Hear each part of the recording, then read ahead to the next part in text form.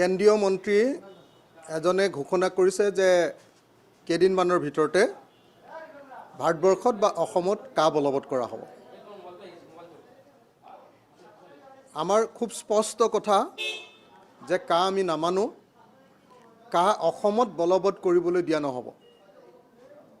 আকৌ কৈছোঁ, কা আমি নামানো আৰু কা অসমত বলবৎ কৰিবলৈ দিয়া নহ'ব। অসমত যদি কা পুনৰ বলবৎ কৰিব খোজে তেতিয়াহ'লে যিকোনো পৰিস্থিতিৰ কাৰণে আমি সাজু আছোঁ। ভাৰত চৰকাৰে এইটো কথা জানি থওক যে তেওঁলোকে যদি ভাবিছে যে অসমে মাত মতা নাই, অসমে কা বিৰোধী আন্দোলন এই মুহূৰ্তত চলাই থকা নাই, অসমত এতিয়াও কা বিৰোধী ব্যাপক আন্দোলন এই মুহূৰ্তত চলি থকা নাই, তাৰ কাৰণে অসমৰ মানুহ শুই গ'ল বুলি যদি ভাবিছে তেতিয়াহ'লে এইটো তেওঁলোকে মূৰ্খৰ স্বৰ্গত বাস কৰিছে। যেতিয়াই অসমত কা বলবৎ কৰিব খুজিব লগে লগে অসমৰ মানুহে ইয়াৰ প্ৰতিবাদ কৰিব, ইয়াৰ বিৰুদ্ধে ৰাজপথলৈ ওলাই আহিব আৰু কোনোপধ্যে অসমে বিদেশীৰ বোজা বহন নকৰে। এই কথা আমি স্পষ্ট কৰি দিব খুজিছোঁ। আজি আপোনালোকে সকলোৱে দেখিছে যে কেন্দ্ৰীয় চৰকাৰে 2014 চনত যেতিয়া বিজেপি চৰকাৰ আহিছিলে তেতিয়া আমাক দিয়া মূল প্ৰতিশ্ৰুতিবিলাক কি আছিলে? প্ৰথম প্ৰতিশ্ৰুতিটো আছিলে যে আমাক বিদেশী সমস্যাৰ পৰা মুক্ত কৰিব। কিন্তু বিদেশী সমস্যাৰ পৰা মুক্ত কৰাৰ পৰিৱৰ্তে আমি দেখিবলৈ পালোঁ যে বিজেপি চৰকাৰৰ দিনত আমাৰ ওপৰত বিদেশী জাপি দিবৰ কাৰণে 1,90,00,000 হিন্দু বাংলাদেশীৰ বোজা জাপি দিবৰ কাৰণে তেওঁলোকে চক্ৰান্ত ৰচনা কৰিছে। আজি যদি কা বলবৎ হয় লগে লগে 15 পৰা 20 লাখ হিন্দু বাংলাদেশী বিদেশী নাগৰিকে অসমত নাগৰিকত্ব পাব আৰু বাংলাদেশৰ পৰা 1,70,00,000 নাগৰিক আহিবৰ কাৰণে এটা সুযোগ সৃষ্টি হ'ব। তাৰমানে তেওঁলোকে বিদেশী সমস্যা সমাধান কৰিম বুলি ক'লে, কিন্তু বৰং আমি দেখিলোঁ যে বাস্তৱতে তেওঁলোকে আমাৰ ওপৰত বিদেশীৰ বোজা জাপি দিবলৈ চেষ্টা কৰিলে। দ্বিতীয়টো তেওঁলোকৰ প্ৰতিশ্ৰুতি আছিলে যে অসমক বানমুক্ত কৰা। 2 নম্বৰ তেওঁলোকৰ প্ৰতিশ্ৰুতি আছিলে যে তেওঁলোকে অসমক বানমুক্ত কৰিব। কিন্তু অসমক তেওঁলোকে বানমুক্ত কৰিলেনে? নাই। তেওঁলোকে বানমুক্ত কৰাৰ পৰিৱৰ্তে এতিয়া বিভিন্ন ধৰণৰ কথা কৈ থাকে। বৰং আমি দেখিলোঁ যে অসমক অধিক বানপানীৰ সৃষ্টি কৰিবৰ কাৰণে এটাৰ পাছত আনটো বৃহৎ নদী বান্ধৰ বোজা অসমৰ ওপৰত জাপি দিছে, উত্তৰ পূৰ্বাঞ্চলৰ ওপৰত জাপি দিছে। গতিকে বিজেপি চৰকাৰেতো লেকচাৰ মাৰি একো লাভ নাই। তেওঁলোকে যিমান প্ৰতিশ্ৰুতি দিছিলে প্ৰত্যেকটো প্ৰতিশ্ৰুতিৰ তেওঁলোকে বিপৰীতে কাম কৰিছে। এটা প্ৰতিশ্ৰুতিও তেওঁলোকে ৰক্ষা কৰা নাই। তেওঁলোকে 6 জনগোষ্ঠীৰ জনজাতিকৰণ কৰিম বুলি কৈছিলে 6 মাহৰ ভিতৰত। 6 জনগোষ্ঠীৰ জনজাতিকৰণ কৰিলেনে? নাই। 6 জাতিৰ জনগোষ্ঠীকৰণ কৰা আমি দেখিবলৈ নাপালোঁ। আৰু চতুৰ্থ বস্তুটো হ'ল যে বিজেপি চৰকাৰ থকাৰ দিনত আপোনালোকে সকলোৱে জানে যে অসমে বিশেষ ৰাজ্যৰ মৰ্যাদা লাভ কৰিছিলে। স্পেচিয়েল কেটেগৰী ষ্টেটাছ আছিলে অসমৰ। আৰু নৰেন্দ্ৰ মোদী শাসনলৈ আহিয়ে লগে লগে অসমৰ পৰা বিশেষ ৰাজ্যৰ মৰ্যাদা কৰ্তন কৰি লৈ গ'ল। গতিকে অসমে বিজেপিৰ পৰা পালে কি? বিজেপিৰ পৰাতো অসমে একো নাপালে। কাৰণ নৰেন্দ্ৰ মোদী ডাঙৰীয়াই ফটা লেকচাৰ মাৰিছে, কিন্তু অসমে পালে কি? বিশেষ ৰাজ্যৰ মৰ্যাদা অসমৰ পৰা কাঢ়ি লৈ গ'ল। বিদেশী খেদিম বুলি কৈ বিদেশীৰ বোজা জাপি দিবৰ কাৰণে কা নামৰ এখন আইন আমাৰ ওপৰত জাপি দিলে। বানপানী সমস্যাৰ সমাধান কৰিম বুলি এতিয়ালৈকে বানপানী সমস্যাৰ সমাধানৰ প্ৰাথমিক কামবিলাকো এতিয়ালৈকে কৰা নাই। 6 জনগোষ্ঠীৰ জনজাতিকৰণ কৰিম বুলি কৈ এতিয়ালৈকে 6 জাতিৰ জনজাতিকৰণৰ কোনো ব্যৱস্থা গ্ৰহণ কৰা নাই। কৰিলে কি তেতিয়াহ'লে? আমিতো দেখা নাই। আৰে আগতে বগীবোলৰ খুঁটা 10টা হৈ আছিল আৰু 2টা খুঁটা বনাই লৈ সেইখন উদ্বোধন কৰি দিলে। উদ্বোধন কৰি সেইখন বিজেপিয়ে বনালে বুলি হাল্লা কৰি দিলে।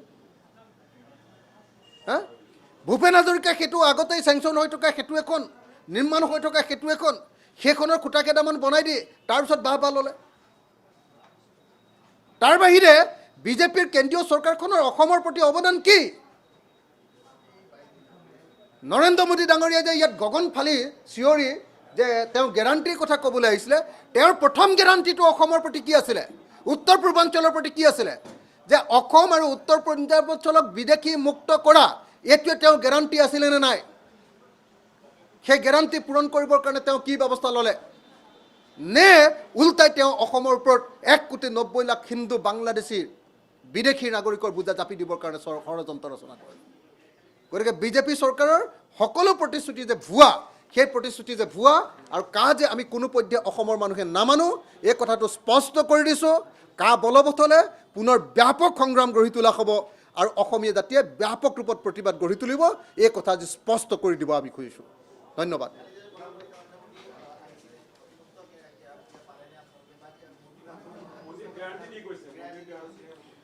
সেইটোৱে কৈছোঁ, 2014 চনত মোদীৰ প্ৰথম গেৰাণ্টিটো আছিলে অসমক বিদেশী মুক্ত কৰা। 16 মে' তাৰিখৰ পৰা বিদেশীয়ে বাংলাদেশীয়ে তালি টোপোলা বান্ধি পলাব লাগিব, এইটোৱে আছিলে মোদীৰ আটাইতকৈ ডাঙৰ গেৰাণ্টি অসমৰ প্ৰতি। একজন বিদেশীও এতিয়ালৈকে মোদীৰ দিনত এতিয়ালৈকে খেদিব পৰা নাই, একজন বিদেশীও খেদিব পৰা নাই। এজন বিদেশীক খেদিবৰ কাৰণেও মোদীয়ে কোনো ব্যৱস্থা গ্ৰহণ নকৰিলে, তেওঁ গেৰাণ্টি পালন কৰিবৰ কাৰণে কোনো ব্যৱস্থা নকৰিলে।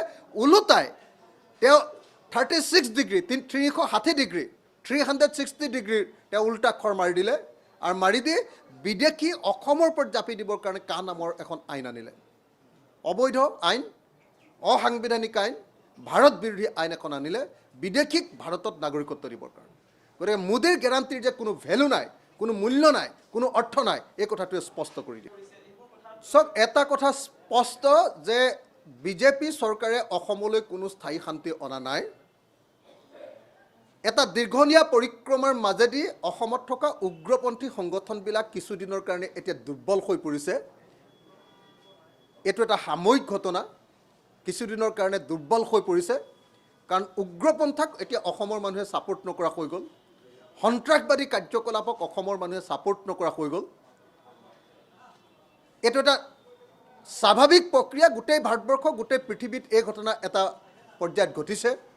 তাত মোদীয়ে বাহ ল'বৰ কাৰণে কোনো ধৰণৰ কোনো কাৰণ আমি দেখি পোৱা নাই।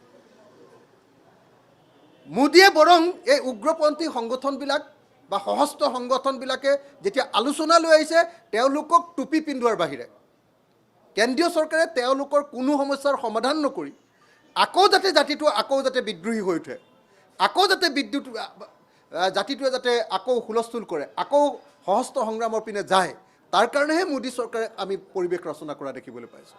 সমস্যা সমাধান কৰি এই উগ্ৰপন্থী সশস্ত্ৰ সংগঠনবিলাকৰ সমস্যাটো সমাধান কৰিবৰ কাৰণে কোনো ব্যৱস্থা আমি গ্ৰহণ কৰা নেদেখিলোঁ। মইতো সদায় কৈ আহিছোঁ যে হিমন্ত বিশ্ব শৰ্মাই একদম মৌজ কৰিছে, মৌজ। মুখ্যমন্ত্ৰী হ'ম বুলি গোটেই জীৱন ভাবি আছিলে, অকস্মাতে লোককে লেং মাৰি মুখ্যমন্ত্ৰী হৈ গ'ল। এতিয়া যেতিয়া মুখ্যমন্ত্ৰী হ'বলৈ পালে তাৰমানে আকাশৰ পৰা ননমাই হৈ গ'ল। একদম সেইটোকে বাস্তৱত ৰূপায়ণ কৰি, যে আকাশৰ পৰা ননমা হৈ গ'ল বুলি কয় যে, সেইটোকে বাস্তৱত ৰূপায়ণ কৰি আমি দেখিবলৈ পালোঁ যে মুখ্যমন্ত্ৰী এতিয়া হেলিকপ্টাৰ আৰু চাৰ্টাৰ্ড ফ্লাইটৰ পৰা নানামে। তেওঁ ৰাইজৰ টকাৰে নাগপুৰলৈ ফুৰিবলৈ যায়, নাগপুৰত RSSৰ অফিচত হাফ পেণ্ট পিন্ধিবলৈ যায়, আপোনালোকে সকলোৱে দেখিছে। ৰাইজৰ টকাৰে তেওঁ ইয়াতে গৈ ক্ষেত্ৰীত গৈ বিয়া খাবলৈ যায়, ৰাইজৰ টকাৰে তেওঁ উত্তৰ প্ৰদেশত বিয়া খাবলৈ যায়। মই সদায় কৈ আহিছোঁ যে মুখ্যমন্ত্ৰীয়ে ৰাইজৰ টকাৰে ব্যাপক মৌজ কৰিছে। ৰাইজৰ টকাৰে নিজৰ ছোৱালীৰ লগত, নিজৰ ল'ৰা ছোৱালীৰ লগত তেওঁ কাঞ্চনজুৰি বাগানলৈ যায়।